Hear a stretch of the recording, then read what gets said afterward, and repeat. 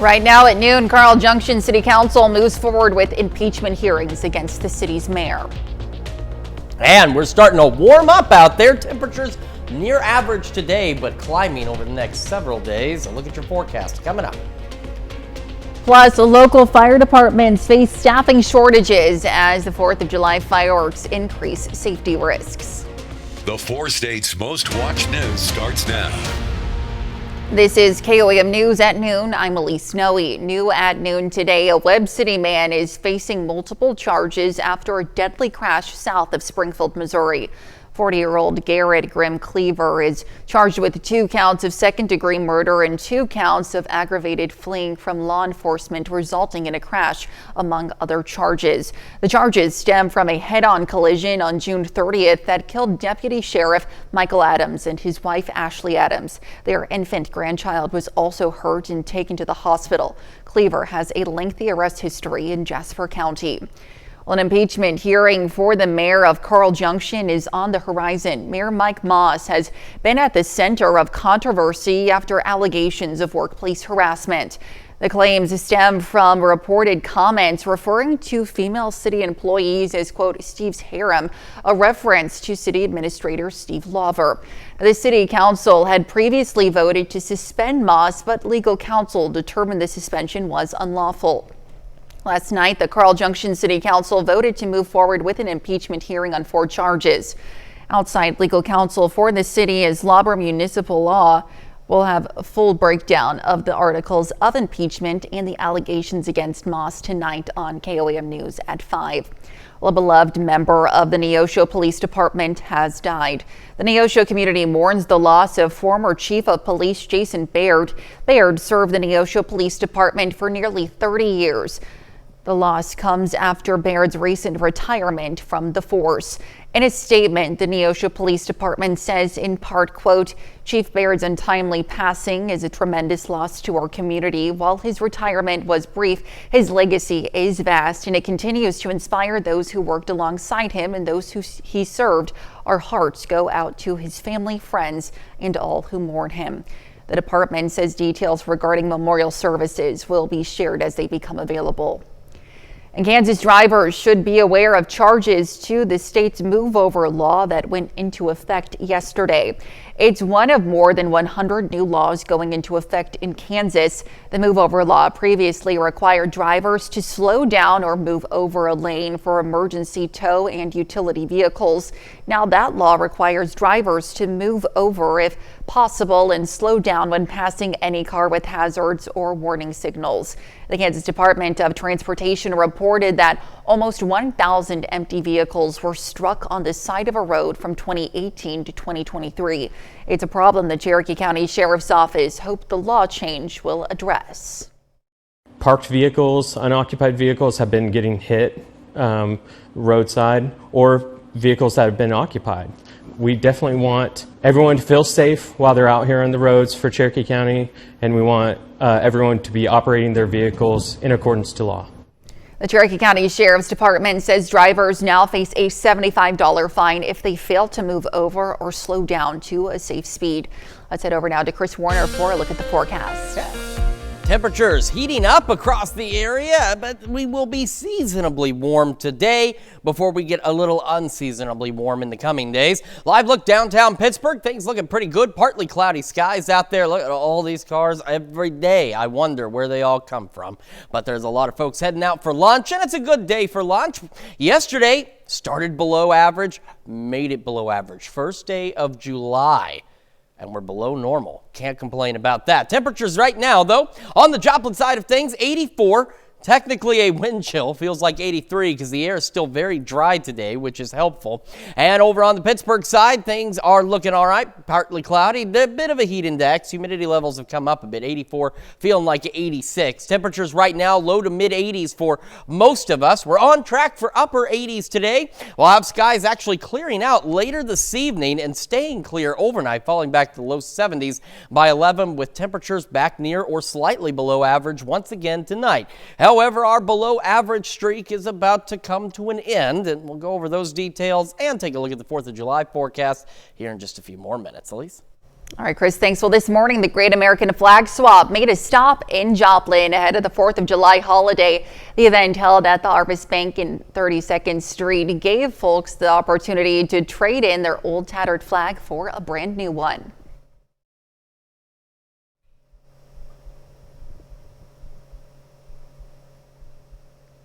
Properly retired, and so this is a great time leading up to the 4th of July to celebrate what this means to our country.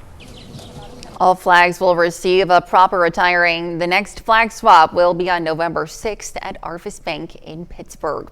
The Kiwanis Club of Joplin is launching a patriotic flag display subscription program. A donation of $50 will get you a flag and pole placed in your yard for 5 patriotic holidays like the 4th of July.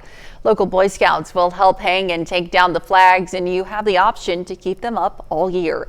The Kiwanis Club will also replace any faded or damaged flags. All proceeds from the subscription service will stay local and help fund the organization's various programs helping underprivileged children.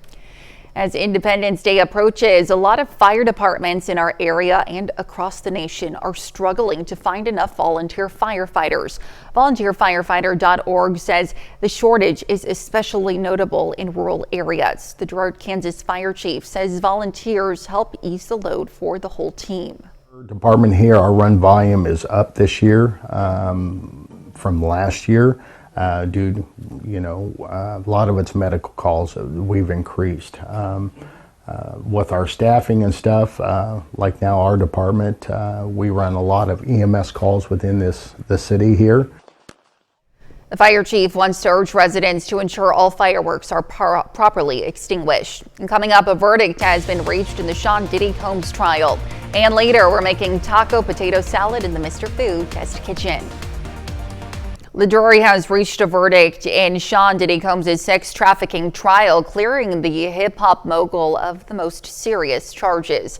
Bradley Blackburn has the story from the courthouse. The jury found Sean Diddy Combs not guilty of racketeering conspiracy and sex trafficking. He was found guilty of arranging transportation to engage in prostitution. The verdict is seen as a big win for the defense.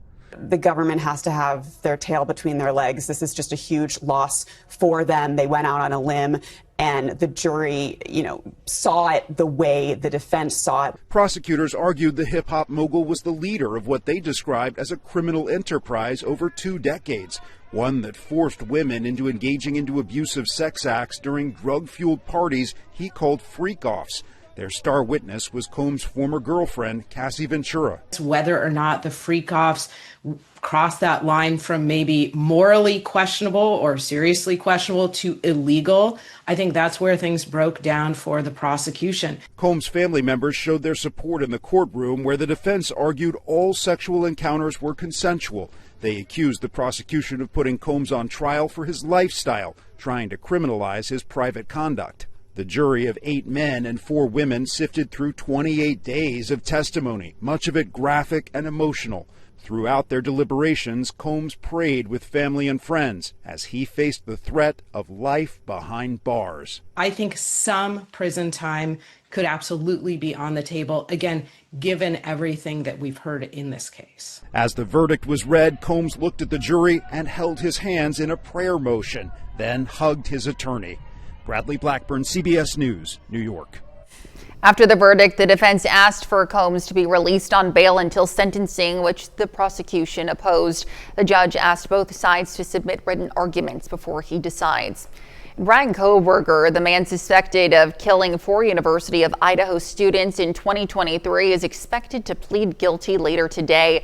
That plea will spare his life, as he could have faced the death penalty. He will instead face 4 consecutive life sentences and will not be eligible to appeal.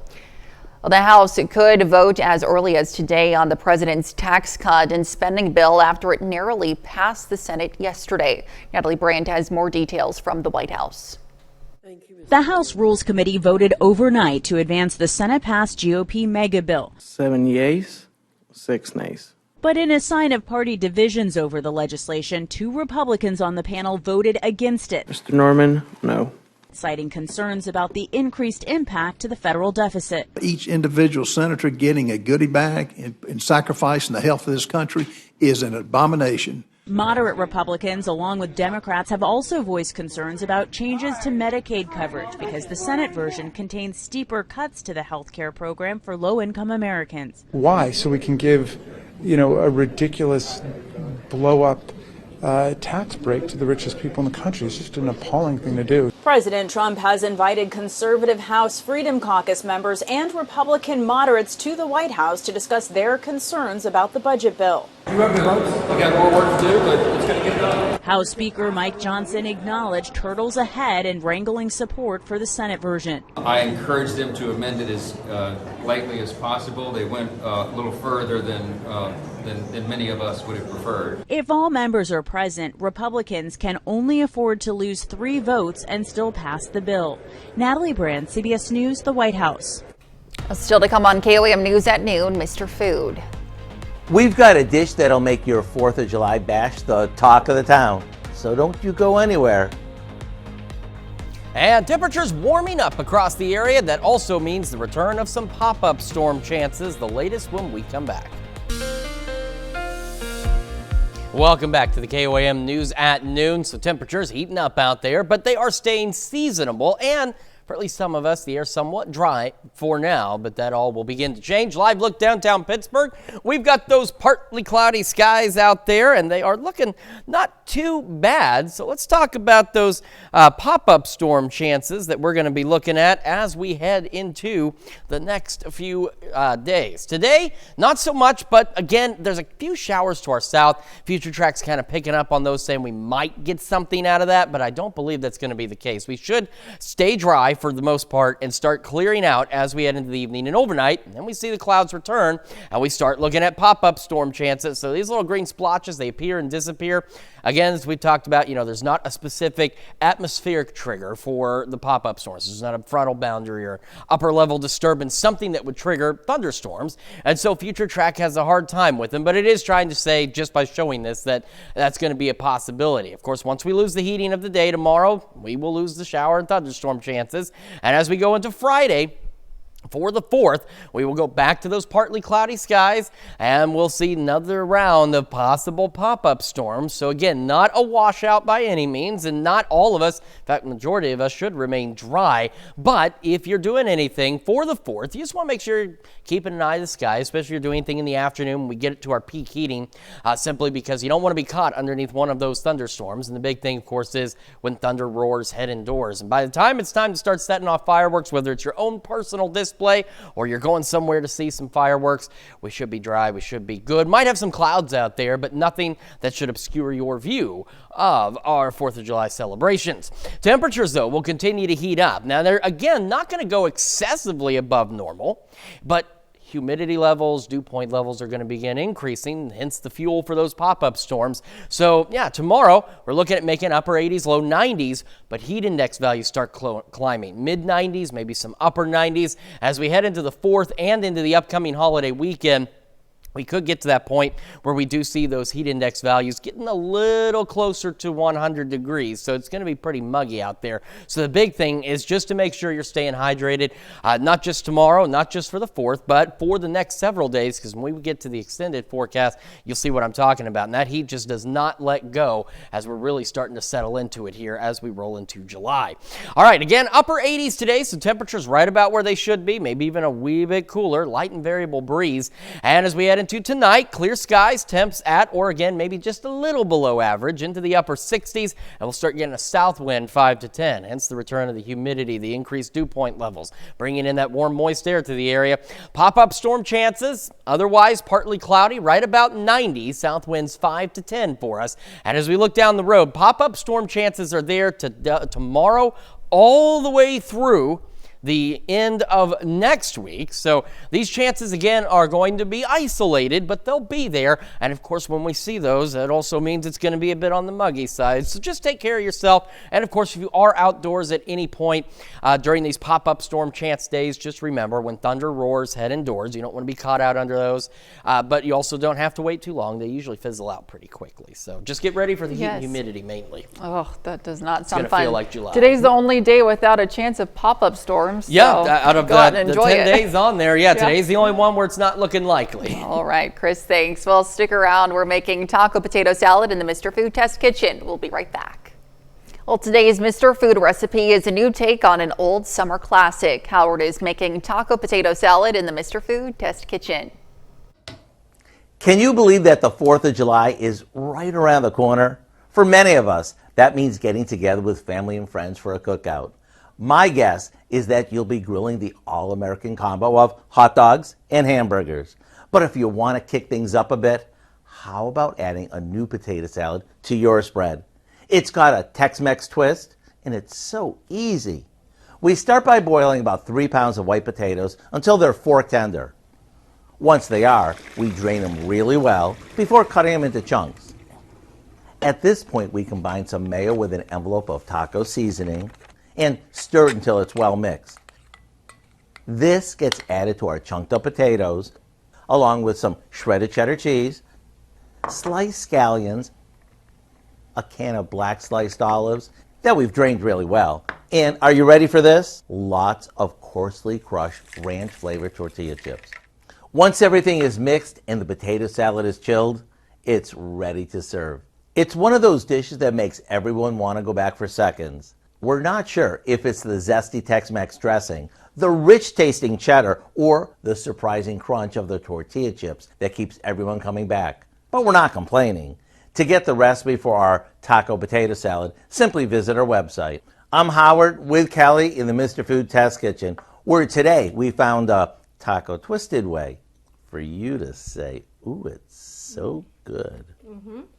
You can find this recipe along with a lot more good food from the Mr. Food Test Kitchen online. All you have to do is head on over to our website, KOAMnewsnow.com. Now here's a look at the 4-state market prices.